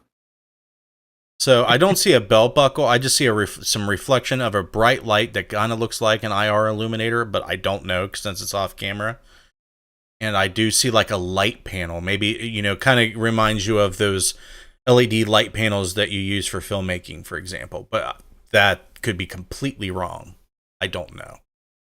All I know is there's something reflecting off that display case, and chances are it's a person that they just didn't recognize. And the other thing too, Justin, let's point this out because it's hard to see now because it's in a small little window at the bottom of my screen here. But on the other side of the display case where we see the proposed spirit walk through, what is exactly on the other side of that glass? It looks like a wall and a window, correct? It doesn't look like an open doorway. It doesn't look like the image is walking into a hallway. It's a fireplace. Yeah. So if the image is walking forward and it disappears into nowhere, is it disappearing into a wall? Does it go into a hallway? No, it's not disappearing. The reflection ends because there's no surface to reflect off of. Right, but I'm saying if we're talking about spirit-wise, you know what I mean? Where is it going? So that's why I'm saying I think it's more of a reflection because we don't know the layout of what's behind the camera. Missy, you were asking me what Psychic Justin thought about it? Huh? What does Psychic Missy think about it? Psychic Missy thinks that there's an EVP right after that says this is Brittany bitch, but that's just me. What?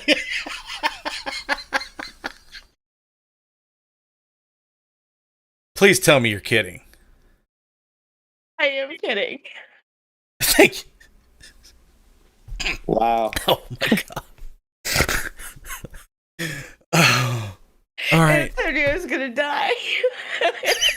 And then the show went sideways. It's Brittany, bitch. Wow. All right. Well, now Okay. you know what the new theme song is for the new opening for Necromancer Live is. It's Brittany, bitch. I mean, I think it was 2016. I think it was just one of their teammates walking by in his jeans and his long sleeve t-shirt and his skull cap. Isn't that what you're seeing? And a guy with a beard, maybe a similar length as Yeah. mine. Yep. Now, the psychic empathic Tony reads the room and says, and I have no idea where this location is, what it is, or anything, is that it was kind of like a war room. There was a lot of older gentlemen in there making plans for something, whether it was, a land purchase, a land takeover, something to do with financial and lands, cigar smoke heavy, there was a heavy drinker in there, that would, try to boastfully talk about things, and the other rational non-drinkers in there would tell them shut the hell up all the time. That's the read on the room that I get right now. I know that she is friends with the guy that fits the description that we see in the glass, but I'm trying to find a picture of him. See if I can, real quick, just for shits and giggles. I think wherever that place is, if anybody goes back there, I think it'd be a great EVP area too. I think there's a lot to be heard coming out of that room. Not too much to see, but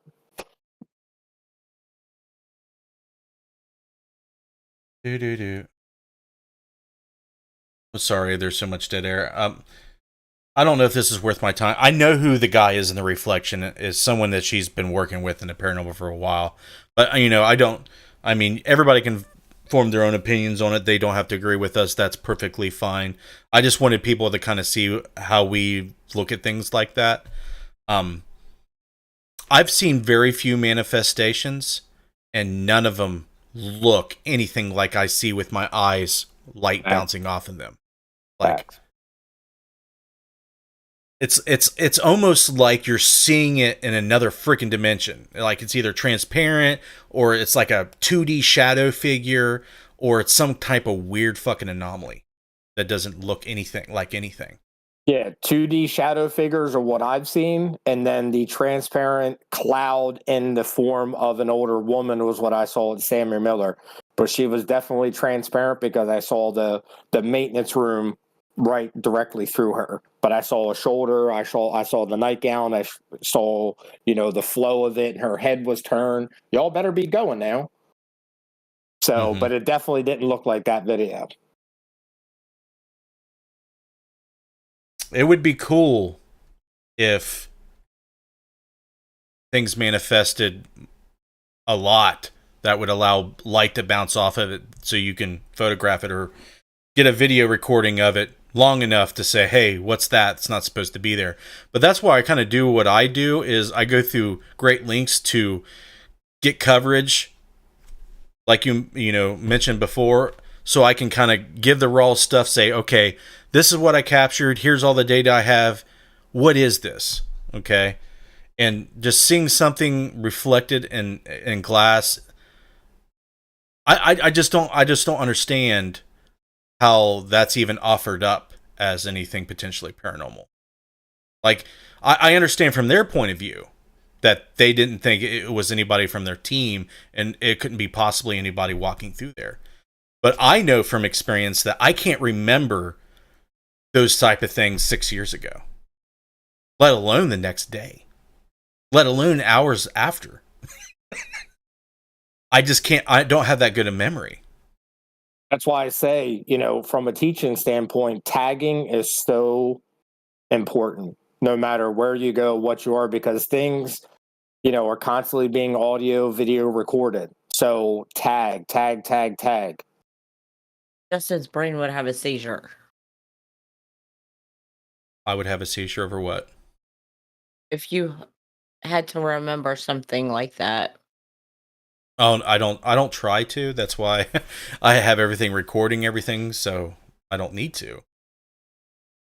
I have too many things, other things to worry about, like the 5,000 electronics that we have to manage, which we need to downsize. Anthony, you guys seen all the stuff he deploys? It's a lot. Do you want me to go on your Facebook page and show some images to these folks? Let me know in the chat if you want to see some of the stuff he uses. It looks like a rave. Don't it, Missy? It looks. It does, yeah. I know my teammates are all laughing hysterical right now. You just said it looks like a rave. What? Why would they find that funny? Just outside looking in. Brenda's like, LOL. And I'll put this out to you too, because we do have this piece of evidence too. Now we're on the evidence topic. Is how many of our viewers tonight or followers of Interface Death and, Interstate Paranormal and just the paranormal field in general, how many people use laser grids? I'm curious. Because I try to. So for the most part, I've had the pen laser grids that last all of maybe like 15 to 20 minutes on battery life. Robert Murphy, I bought 2 off of him a while ago to take 18650 batteries. I get about an hour, maybe an hour and 10 minutes out of them. So I went and got Christmas lights that, deploy different red and green lights, and you can stop them to make it an actual green laser grid, and they plug in, to an outlet. So we deploy them. So for many years, I've deployed a laser grid and never captured one damn thing. Go to George Taylor house and Hannah's bedroom, and we put out a laser grid. And lo and behold, we capture a shadow materialize coming out of the fireplace and shooting into the concrete stone wall directly to the left of the camera. And it's on camera. And we have that piece of evidence. So, we joke, we break balls, and we say this all the time, hey, you have too much, or you put too much out, or we're not going to do this, we're going to downsize. And then you put the laser grid out and capture a piece of evidence. And it's like, just when you're going to take the stuff away or not use it, you capture something. So it's back in the toolbox it goes. All right, so I put another live feed in Discord so you can see what I'm asking you about. So kind of explain the scene here. Looks like you're in a child's room, or seemingly like one. So this was one of our residential cases that we did. Looks like the 3rd floor attic space. And it's where the residents allow the kids to play. And it's where we actually captured one of our spirits with evidence in the house of a little child in that room. And Justin, you'll know this room all too well because it's the picture of the window to the right of this camera view that I showed you. And you said that there was a little boy that stands on a wooden box, and looks for ships. Mm-hmm. That's that exact room. Right. So it's our team. We're doing an EVP session. We're also live, I believe, with this. So we have a laser grid out, vortex dome, REM pods, our favorite cat balls, and a toy that actually triggered. We have the Zoom Q2N with the Slim Demon on there that's also recording. So we try to cover the room with as much equipment as we can based around what the claims are to try to capture something. Because what we've grown to know is over time is some spirits, depending on its energy level or its ease to, set the equipment off, they may only be able to set off one piece of equipment versus the other 5 that are in the room. So we try to do our best to flood a room and try to capture evidence of the equipment, being triggered. Just going to kind of scroll through some of your team photos here. Was there anybody at your house or your house, Justin, that was talking? Yes. It was either, it sounded like Aubrey. It did. Did Aubrey make a noise? Yeah, she's Okay, screaming that's at my fine. mom. Yeah, that's what you're hearing. Yeah, I'm just going to scroll through here. Uh-oh. Video. Try not to do videos here. Take a look at some of their social medias. Yeah, we're on all platforms. We have a Twitter, we have Instagram, we have a TikTok that's actually starting to take off really well. Facebook. I need the link to the TikTok. All right, Megan, if you're watching, can you send that over to Missy or Brittany? They are our social media princesses. They're all your princesses, Antonio. We have a great team. So, Okay. I have a stupid question. Is it Antonio? Is it Anthony? Or is it Tony? Tony. Okay. they're variations of his name.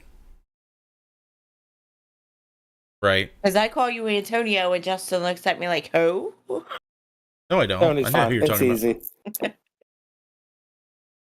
So, Old Licking County Jail. Is it unique and different from other places of similar, other, is it a unique location as far as what you experience there and what you capture there? I think every place is unique because it has its emotional imprint in time. It has its history, good and bad. It has its goals for what the location is trying to do or not to do. So I think every location is unique in its own. The jail per se is, pretty much the first time that, I realized the whole channeling, adventure, as in depth as it was. So I don't know if that was the emotional imprint of that building to some of the stories that go there, or what we were shown and experienced. The environment that's in there, being the jail and what type of people, were in there. But it's definitely unique, and, it's in the top 5 of my locations I've ever been to, which is why, working with Darren at the jail and, everybody and you guys, that's a repeat place for us. Whether it's 4 of us that can make it or if it's all 13, that's a repeat place for us. I think it offers a lot of unique experiences, and you could switch your setups in the same building to try to capture things. There's a lot of room for testing techniques, so to speak. Do you think it had anything to do with who you were with when you experienced the channeling thing? I mean, it could have been. I mean, look who I was with. I was with, you and Missy and Jess. So it could have been just a whole ball of energy, that was, helping that to manifest. I feel like that had something to do with it. I don't know if that, what do you think, Missy? I don't know, because it doesn't matter who I'm with. Yeah, we're talking about. Yeah, here. I know, but I don't know. It could have been. Because you said that's never happened anywhere else. But then you said it started happening other places after that. So the only common denominator, or what seemed to be the trigger to me, was who you were with. That's just my take on it. I mean, like, going back to that night, man, the last thing, we've talked about this, 7 days from Sunday, multiple times with multiple people. The last thing I remember is hearing that squeak of, like, the faucet in the shower turn. That's like the last thing I remember. But when you watch that video and you talk to Josh and, you hear me call on the radio and say something about something being on fire, like, I don't remember all that, because all I remember is that sound of that shower faucet. And then, the next 27 minutes is a video that'll, live on forever, that we've all seen many times. I mean, Missy, you were there when Justin clapped. I mean, did you jump? That's No. not what I'm thinking of. Yeah, well, I wasn't going there with the old double F there. I got problems, man. I can't help it. I'm sorry, dude. No, Darren. We already told Antonio he had to show up in the Santa suit. Oh, what do you say? Chicken suit again? No, Yeah, he said, I said when you guys come in December, Justin has to show up in a Santa suit. Nope. Not Has happening. to happen. I get other people to dress up. I don't dress up. That's not how it works. I might shock everybody and show up with a Sweetums costume on. You didn't post the chicken suit photo? It's on your there page? somewhere. Antonio, come on. It's He on there said- somewhere. I'm looking for it. He doesn't even remember talking to me when I got up there and was talking to him while I filmed him. Was that Bender? Yep. Yeah. All I remember is I was walking up there and there was a man following me and he said, "Wait for me, I want to see." And I'm like, "Well, I'm just walking. You got to come on." Yeah, it was definitely interesting.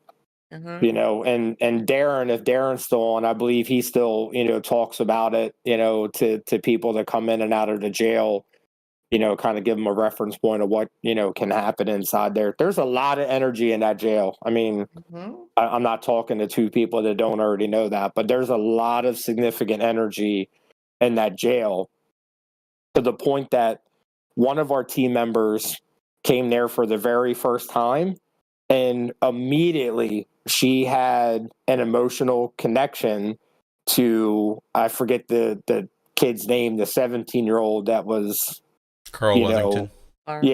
yeah, Carl. She had an immediate motherly love attachment to him, and she'll speak of that too, where she actually wanted to try to, communicate more with him personally. So that's a person that's new, first time being there, already picking up on some of the energy. So, I mean, I can't speak highly of that place. Josh said I was followed up the stairs as well. Darren said that was me, Missy. I was behind you. And Josh said because I'm psychic and shit. Yeah, Josh is the most psychic person in the universe. Right? And Josh is feeling, because he can't really type that fast. Josh was saying that as he rounded each landing of the stairwell, he said it felt like, more bodies would pile up behind him, like he was leading a procession of people upstairs to watch the show upstairs. I felt it. Oh, hi, girl. Hi, Mama Donna. Mama, she's always there watching in the mists and the shadows. She's always there. She's making sure I don't say blue waffle. Blue waffle. She makes sure I don't say it. No, she just makes sure you don't look it up. Oh, okay. One thing I'll say about the jail, if you go there, it needs some prodding. And I hate having to resort to that. If you're there on a lucky night, it may not need prodding. But some of these locations you need to trigger. And I feel like that is a place where I've been to a lot, where it can be very quiet and inactive until something is triggered. There are things to try, but I don't recommend them. Women are especially affected in negative ways there, and you definitely need to be on the guard if you go there and you're female. Just throwing that out there. There is definitely something there that feels masculine, feels like a predator. They prey, women. So, that's a lot of places. That's living, dead. Doesn't matter. You should be constantly worried about that. But, when you can't see it, per se, kind of gives a different, vibe to it. Darren said someone needs to wake the jail up. It's been very quiet. December 2nd and 3rd, we're on the way.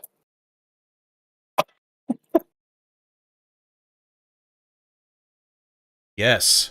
I will live stream if it's okay with Anthony on our social media accounts. Oh my word. Absolutely. Keith, don't give him any more words. What's he say? He said Alabama Hot Pocket. Oh no.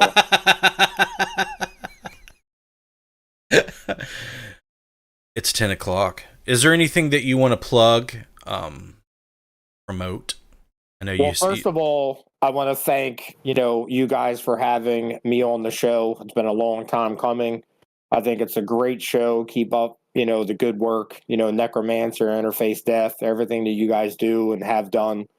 Keep it going because, just when you think you don't have the time or you don't have the drive or you don't have the willpower, there's people out here that, want to see the content, want to see you guys doing what you're doing. So keep it up.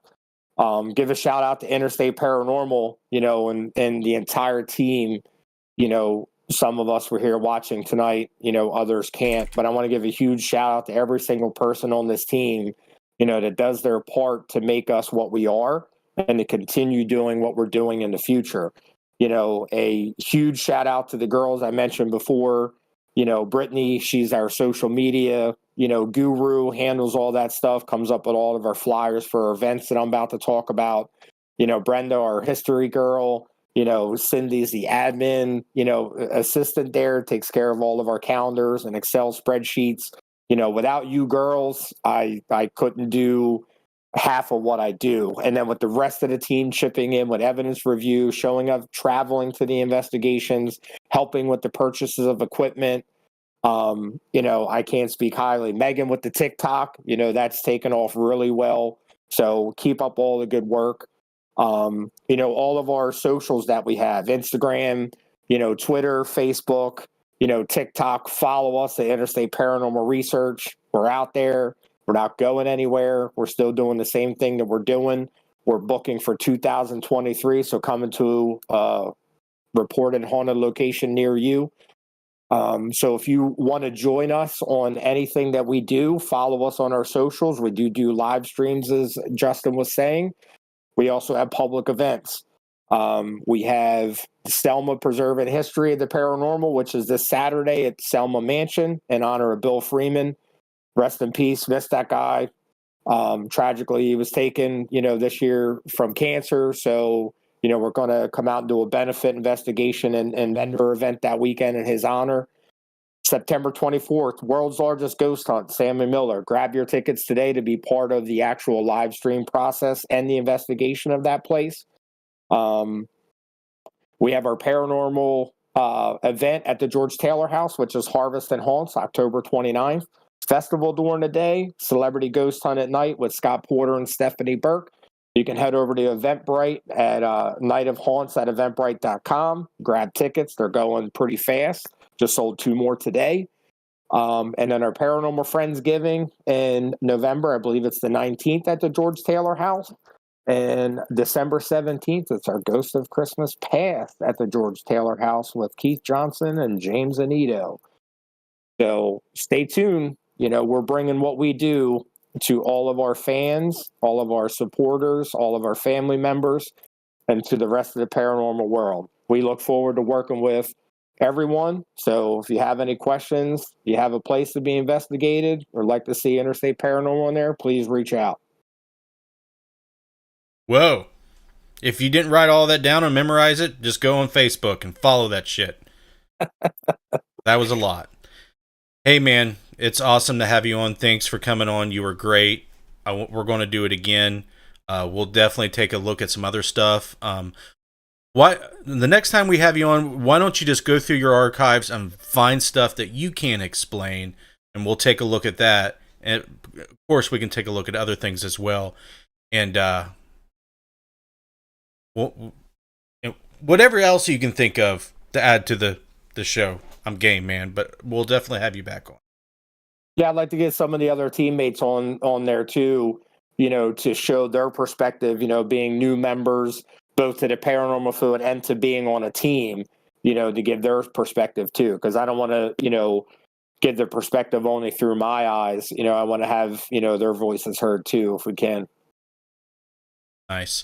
If I can make it up the Friday before the December 3rd, why don't we do like a whole live stream with your team the Friday, as far as like a Q&A, an interview, because if we don't get to do that, we can do that during the day on the 3rd, so it doesn't impact the investigation, the primary one. But Right. I think that would be a great time to do that.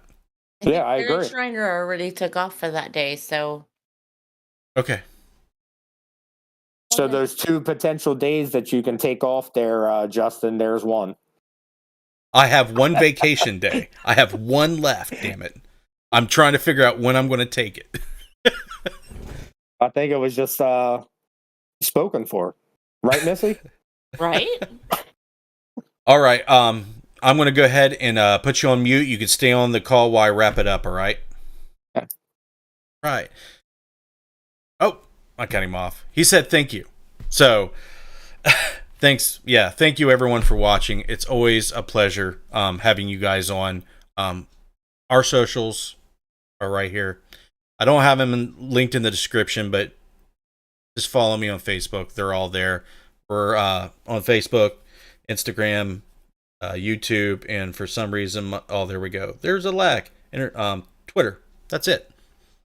And of course, interfacedeath.net as well. Please go check out we can link that right here. And I want you to extend your thanks to the people you see on your screen. Without their support, we could definitely not do what we are doing for this long. Okay? It means so much to have some help doing what we're doing. It costs a lot of money and time to do it. So thank you very much, our Patreon supporters. If you would like to go check out our Patreon, it's right there. Be my guest. I want to start putting stuff up on there like I promised to. It's really hard, but thank you very much for supporting us on Patreon. And that's where I'm going to leave it, guys. You guys have a good night. I don't think we have... Missy, do we have anybody scheduled for next Wednesday?